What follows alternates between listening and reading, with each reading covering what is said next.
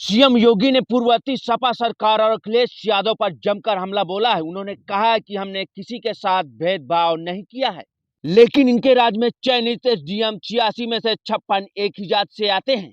UP विधानमंडल budget सत्र के 6वें दिन विधानसभा में विपक्ष के सवालों का करारा जवाब देते हुए सीएम योगी आदित्यनाथ ने पूर्ववर्ती सपा सरकार पर जोरदार हमला बोला है और उन्होंने कहा कि हमने किसी के साथ भेदभाव नहीं किया, लेकिन इनके राज्य में यूपीएससी से चयनित एसडीएम के 86 में से 56 उम्मीदवार एक ही जात से आते हैं और तब यह एक कमाल होता था।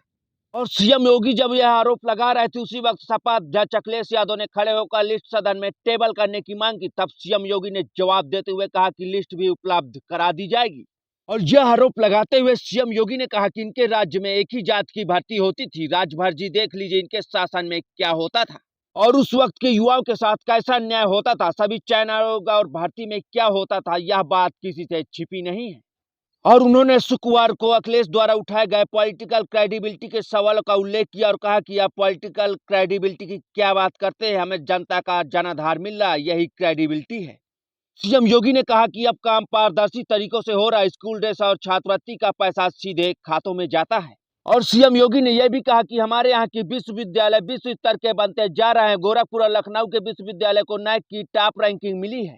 और सीएम योगी ने कहा कि नेता प्रतिपक्ष ने अपने भाषण में गलत आंकड़े पेश कर उत्तर प्रदेश की प्रगति को झुठलाने का प्रयास किया है और हकीकत यह है कि ये अपने समय में कुछ कर नहीं पाए और आज सच्चाई से मुंह मोड़कर उत्तर प्रदेश का अपमान कर रहे हैं।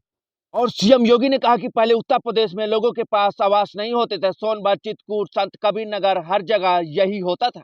और 2017 से पहले यूपी में भूख से मौत होती थी, लेकिन देश और प्रदेश में एक महामारी और किसी की भूख से मौत नहीं हुई है। आज की इस खबर पर आपकी क्या राय, हमें कमेंट बॉक्स में जरूर बताएं। उत्तर भारत टाइम्स के लिए ब्यूरो रिपोर्ट।